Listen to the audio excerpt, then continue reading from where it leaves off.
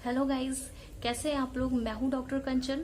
आज मैं आपको बताऊंगी डायबिटीज के बारे में। वैसे डायबिटीज एक बहुत ही कॉमन प्रॉब्लम है, हर किसी के घर में एक पेशेंट तो जरूरी होता है।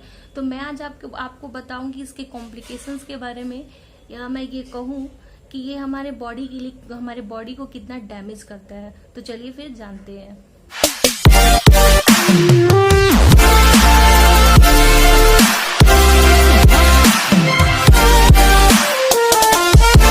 तो फ्रेंड्स, इसके कॉम्प्लिकेशंस बताने से पहले मैं आपको ये जरूर बताना चाहूंगी कि आखिर डायबिटीज होता क्या है। जैसे आप सभी को ये पता होगा कि डायबिटीज में हमारे बॉडी में जो शुगर का लेवल होता है वो हाई हो जाता है। तो ये हाई आखिर कैसे होता है। तो जो हमारे बॉडी में पैंक्रियाज होता है, तो जो इंसुलिन जो हमारे बॉडी में बनता है वो क्या होता है कि वहाँ पैंक्रियाज में कम पहुंचता है, जिसकी वजह से ब्लड में ग्लूकोज का लेवल हाई हो जाता है। तो फ्रेंड्स, जब ब्लड में ग्लूकोज का लेवल हाई हो जाता है तो इसी कंडीशन को डायबिटीज बोला जाता है। तो इसके कॉम्प्लिकेशंस क्या क्या, इसकी वजह से क्या क्या बॉडी में परेशानियां आती हैं, वो क्या होता है कि जब ब्लड में ग्लूकोज का लेवल हाई हो जाता है तो आप सोच रहे होंगे कि हमारे बाकी जो बॉडी के ऑर्गन्स है, हार्ट है, लिवर है, किडनी है, या फिर जो सेल्स है, उन्हें ग्लूकोज ज्यादा मिलता है। लेकिन ऐसा नहीं होता है।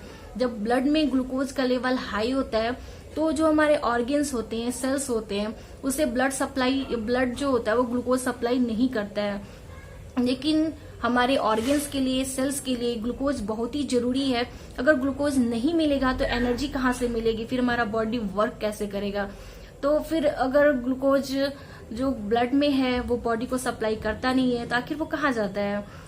तो क्या होता है कि जो ब्लड हमारे ग्लूकोज में ज्यादा हो जाता है तो ब्रेन उससे सिग्नल देता है कि इसे निकालो, बॉडी से इसे निकालो, क्योंकि ये हार्मफुल है, हमारे ब्लड के लिए ये हार्मफुल है।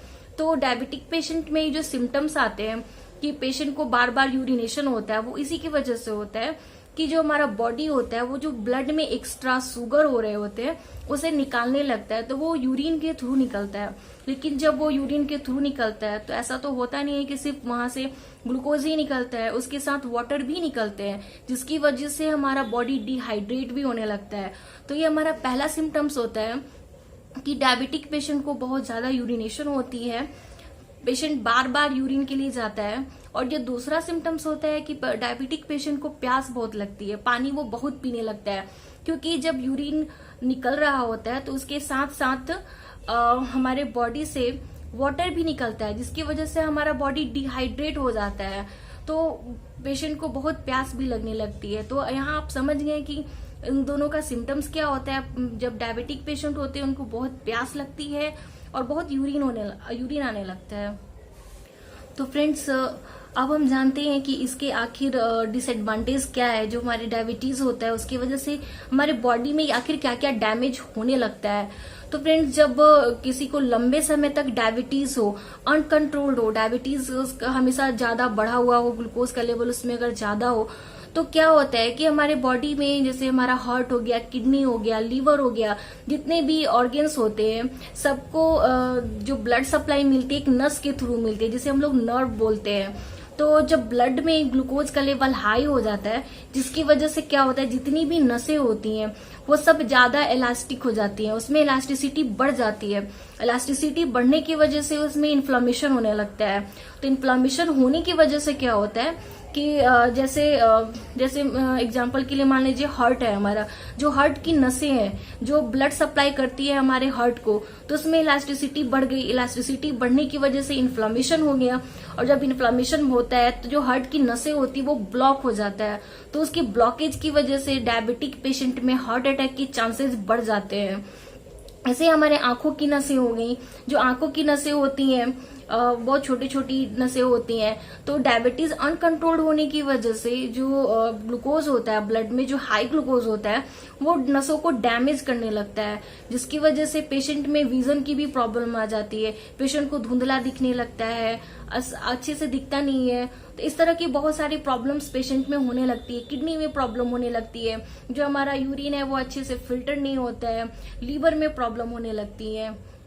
तो तो फ्रेंड्स, डायबिटिक पेशेंट में इसके साथ साथ लॉस ऑफ सेंसेशन की भी प्रॉब्लम होती है। लॉस ऑफ सेंसेशन में क्या होता है कि जो डायबिटिक पेशेंट होते हैं उनके हाथ की उंगलियां होती हैं, जो पैर की उंगलियां होती हैं, उसमें उन्हें किसी भी तरह का सेंसेशन फील नहीं होता है। अगर कभी चोट लग जाए, हाथ जल जाए तो महसूस नहीं होता है।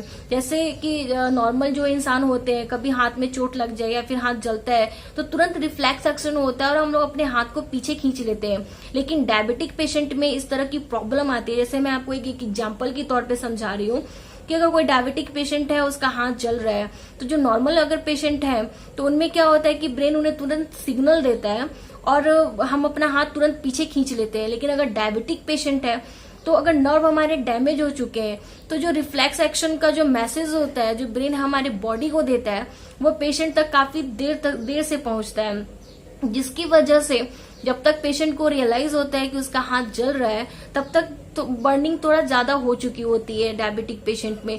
तो इस तरह की प्रॉब्लम भी डायबिटिक पेशेंट में आती है, तो इसका ट्रीटमेंट भी होता है। ऐसा नहीं है कि अगर रिफ्लेक्स लॉस ऑफ सेंसेशन की प्रॉब्लम हो रही है पेशेंट में तो आप अपने डॉक्टर के पास जाइए, वो आपको एक लोशन आता है उस पर लगाने के लिए, वो आपको देंगे, जिससे आपके ये जो लॉस ऑफ सेंसेशन की प्रॉब्लम होती है वो ठीक हो जाती है।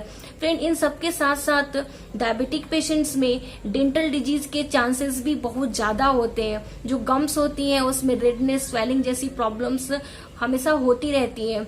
अगर आपको ऐसी प्रॉब्लम होती है तो आप अपने डायबिटीज को कंट्रोल करिए और फिर अपने डेंटिस्ट के पास आप विजिट कर सकते हैं। तो फ्रेंड्स, आपको ये समझ में तो आ ही गया होगा कि डायबिटीज हमारी बॉडी को कैसे धीरे धीरे दीमक की तरह खा जाता है। वैसे ये परेशान होने वाली बात तो है, लेकिन आप परेशान मत होइए, क्योंकि इसे मेंटेन करना, इसे ठीक करना इतना भी मुश्किल नहीं है जितना आप समझ रहे हैं। तो आपको इस तरह की प्रॉब्लम ना हो, इसके लिए आप अपने जो डायबिटीज है उसको हमेशा मेंटेन रखिए, कंट्रोल रखिए, उसे हाई मत होने दीजिए। हेल्दी लाइफ स्टाइल मेंटेन करिए, आप अपने खान पान पे ध्यान दीजिए। आप खाना पीना वैसा ही खाइए जिससे आपका ग्लूकोज हाई ना हो। आप कोशिश करिए कि जो आर्टिफिशियल स्वीटनर्स होते हैं उसे अपने डाइट से अवॉइड करिए। आप नेचुरल स्वीटनर्स ले सकते हैं, जैसे फ्रूट्स आप खाइए, वो उसमें नेचुरल स्वीट्स होते हैं, जिस आपको वो बॉडी के लिए नुकसानदेह नहीं है। लेकिन अगर आप चीनी ले रहे हैं जो बाहर से मार्केट में प्रिपेयर्ड होती है तो वो आपकी बॉडी में ग्लूकोज का लेवल हाई करेगा। इसके साथ साथ आप अपना ब्लड शुगर टाइम पे चेक करवाते रहिए, रेगुलर चेक करवाना चाहिए आपको। आप अपना मेडिसिन टाइम पे लीजिए, एक्सरसाइज करिए, आप अपने बॉडी को एक्टिव रखिए। अगर आप ओवरवेटेड हैं तो आप अपना सबसे पहले वेट लॉस करिए, क्योंकि जो लोग हेल्दी होते हैं, जिनका वेट ज्यादा होता है, उसमें हार्ट अटैक के चांसेस बहुत ज्यादा होती है। तो इन सब तरीकों से आप इस तरह की भयंकर बीमारियों को आप बचा सकते हैं। इसमें घबराने वाली कोई बात नहीं है। मैंने पूरी कोशिश की कि आपको हर तरह का इन्फॉर्मेशन दूं, आपके हेल्थ से रिलेटेड आपको बताऊं, आपको अवेयर करूं, ताकि आप इस तरह के डेंजरस अटैक में नहीं आए। आई होप आपको मेरा वीडियो अच्छा लगा होगा। अगर अच्छा लगा होगा तो लाइक करना मत भूलिए। अगर आपको हेल्थ से कोई भी रिलेटेड प्रॉब्लम हो तो आप मुझसे कमेंट सेक्शन में पूछ सकते हैं। अगर आप मेरे चैनल पे नए हैं तो सब्सक्राइब करना मत भूलिए। अगर आप मेरा चैनल सब्सक्राइब कर चुके हैं तो बेल आइकन को दबा दीजिए, जिससे मेरे सारे लेटेस्ट वीडियो या इन्फॉर्मेशन आपको मिलती रहे। तो फ्रेंड्स, फिर से मिलते हैं, तब तक के लिए be healthy, be happy and bye bye.